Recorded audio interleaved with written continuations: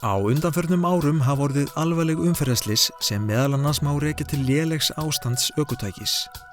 Það er því brýnt að farið sé með ökutæki í aðalskoðun eins og lög gera ráð fyrir.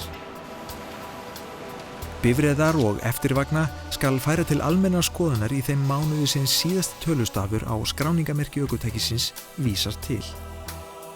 Þannig skal ökutæki með skráningamerki sem endar á 1 fært til skoðunar í janúar og ökutæki með skráningamerki sem endar á 0 í október.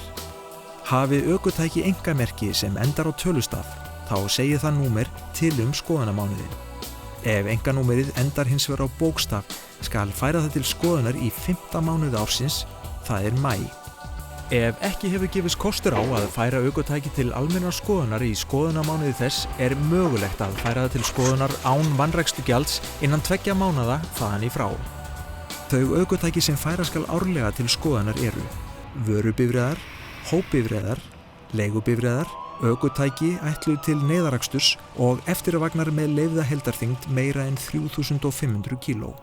Ef eigandi ökutækis er búsettur í dreifbýli þar sem lengra en 80 km eru til næstu skoðunarstofu, er heimilt að færa ökutækið til skoðunar í síðasta lagi fyrir lok 4. mánaðar eftir skoðunarmánuð.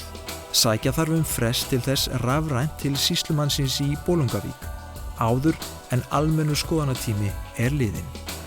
Hafi ökutæki verið breytt í atriðum sem kalla á breytta skráningu, skal færa það til breytingaskoðunar á skoðunarstofu.